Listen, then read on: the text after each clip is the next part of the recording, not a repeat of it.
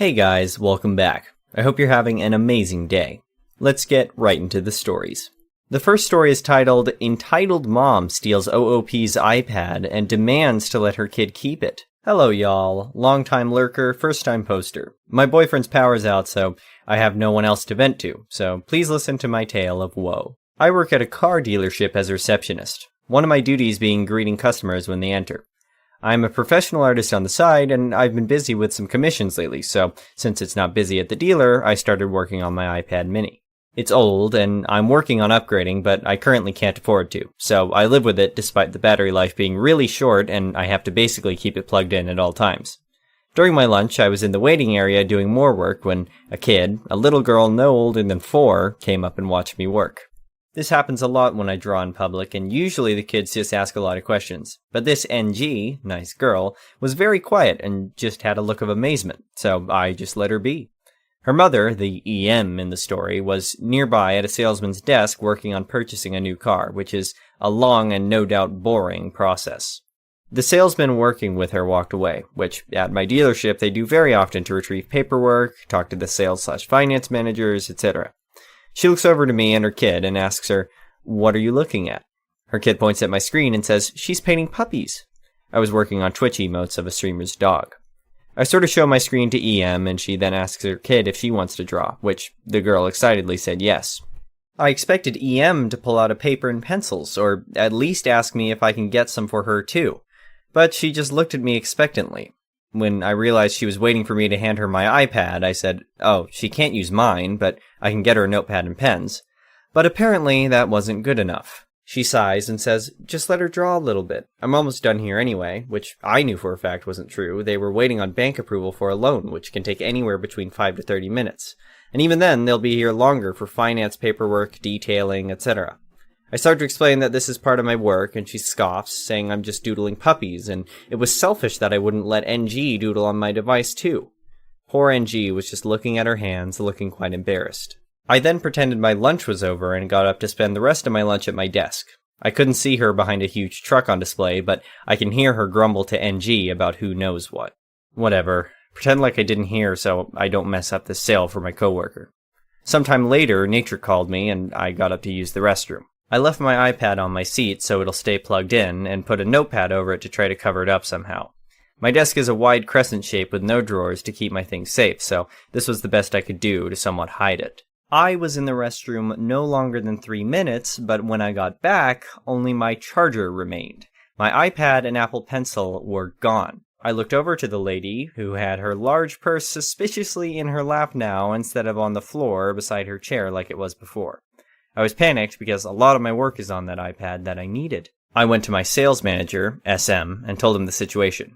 He told me he would take care of it, but to be patient for now. I went back to my desk full of anxiety and my stomach doing backflips.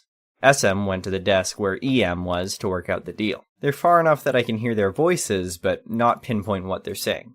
But I did hear her eventually yell, "How dare you! I would never steal! Do you want to lose this sale?" I immediately got up and went over behind the lady so SM could see me, but she couldn't. He tells her he understands, but my iPad went missing and he wants to make sure no one currently in the building has it. That's when I remembered the Find My feature on all Apple products. My iPad was connected to the dealer's Wi-Fi, so I pulled out my iPhone and pressed play sound for my iPad. Her purse started dinging. She tried to play it off as if it's her ringtone, and SM stared at her, as if daring her to answer it. Thing is, with the play sound feature, if I keep pressing it, it will keep pinging. I made my presence known and told her to give my iPad back. That's when she stopped playing dumb and just said, "Just let NG have it. Her birthday is coming up and I can't afford a present for her since I'm getting this car." SM said he was happy to cancel the deal so she can instead buy a birthday present for her child, and to return my iPad or he'll call the police. She practically threw my iPad at me, where it hit me in the gut, and took NG from the waiting area to leave. Poor thing looked at me with the most apologetic look on her face before leaving with her mother. SM might have helped me, but he's not exactly the nicest person. From now on, I'm not allowed to bring my iPad to the dealer. I have to either leave it in my car or leave it at home. Whatever. EM took my Apple Pencil with her since she left in a hurry, so I'm gonna stop by the Apple store after work to get a new one. But until then, I'm stuck with my pens and notepad. Update. Hi all. It has been a stressful and anticlimactic week. I came back to work on my day off on Monday to talk to the police. EM apparently doesn't live in the country. She came here to try to buy a car that isn't available in her area, so they had to reach out to the police department there to talk to her. They took my info and told me to fill out a police report online so they can get started, which I did. The next day, the shooting in Texas happened. Rest in peace, those little angels. So, the police assigned to my case deemed it not important enough and placed it on hold to do a 2-day shooting drill that commenced the following day, Wednesday and Thursday. I finally got word back yesterday, on Saturday, that the EM has been contacted and told to either give the pencil back or be charged with theft. I don't know what her reaction was, whether she went to the police or they went to her, or what kind of conversation they had, but I do know she handed over the pencil. 2 of her country cops just came into the dealer a few moments ago and gave me my pencil. They then told me that next time, if I can do it myself, then confront the EM myself, and I was capable of doing so because of the info we had of her. However, they did say that they can proceed with the charges for theft if I wish to do so, but say I should think about her child and that she returned the pencil anyway. Honestly, guys, I don't want to make this political, but at this point, I was exhausted and did not want to deal with the police or anyone in the legal system further. I just thanked the cops, offered them coffee, and sent them on their way. I really don't know if that was the proper procedure for police work or if we're all stressed because of what happened on Tuesday. I live in a dominantly Hispanic area, and the tragedy hit us all exceptionally hard. I don't even have the energy to be angry anymore. I'm just really tired and happy to have my pencil back. Now I have 2. I'll probably give my newer one to my little cousin, who wants to follow me in my art footsteps. She doesn't have an iPad, but her sister does, so maybe she can let her use it on it. I don't know. I wish I had a more juicy and righteous story about how EM was arrested and paid me money because of a stupid decision she made, but the tragedy humbled me to my core. All I have to say now is, take care of yourselves. I love you, and thank you for reading. The next story is titled, Burglar Calls the Cops Because the Homeowner Wasn't Doing Things Right.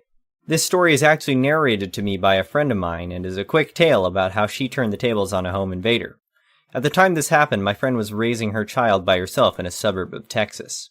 The area they lived in wasn't particularly safe with wild beasties of both human and animal kinds, so friend armed herself with a small pistol and took some gun safety classes to protect her small family. The years go by, child is now 5, and there was a series of break-ins in the neighborhood, so friend hired a security company to install security cameras around her home. One day, while reviewing footage, friend noticed a strange man lurking around the house. He seemed to wander around a bit and then wandered away, so friend shrugged and carried on with her day. Nothing to worry about, right? Turns out, she was wrong. A few days later, friend was working in her home office and saw the same guy walking down her driveway, opened the gate, and entered her backyard. Friend realized the kitchen door was open.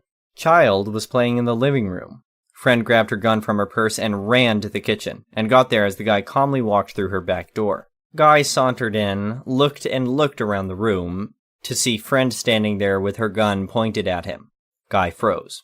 Friend: Who the duck are you, and why are you in my house? Guy gulped, grabbed his phone, and dialed 911. Help! I'm standing in this kitchen and some crazy idiot has a gun pointed at me. Friend was stunned, but didn't put her gun down while calmly telling child to go play in their room, then stood there, not moving while staring down the guy, who refused to leave.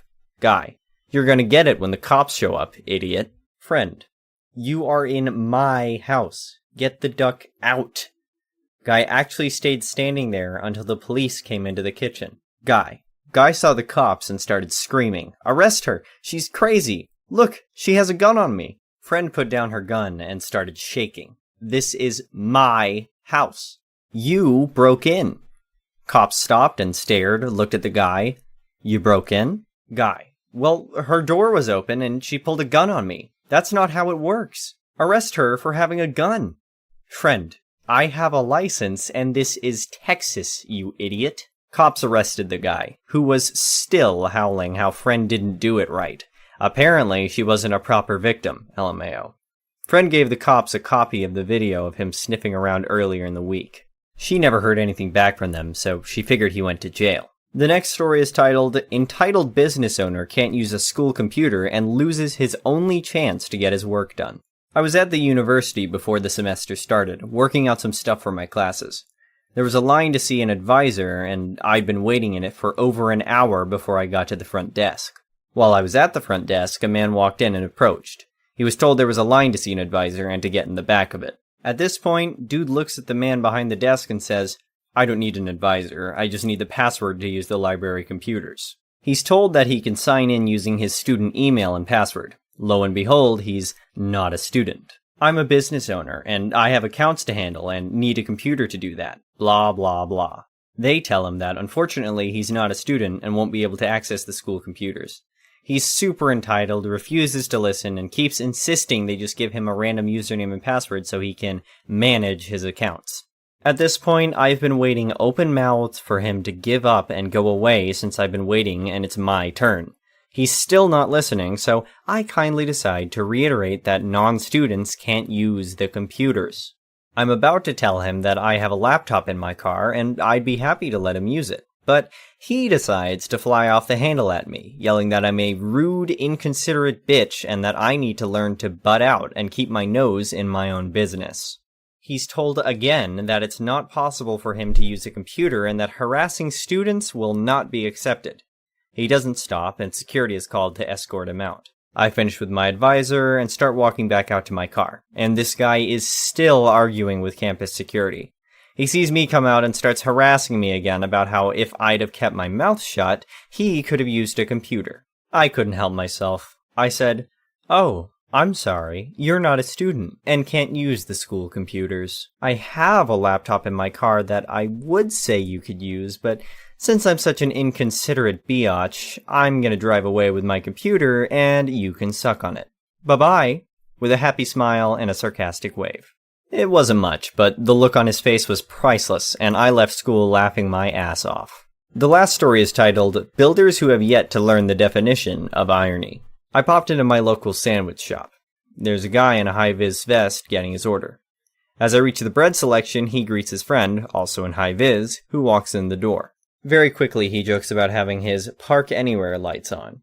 True enough, the big white van is parked directly outside of the shop on the road, and in the bus lane. The road is narrow, which is why there are many parking spots, and a car park, but this guy has still parked on the road in the way. They exchange some colorful language between them, complaining mostly about work as I make my order.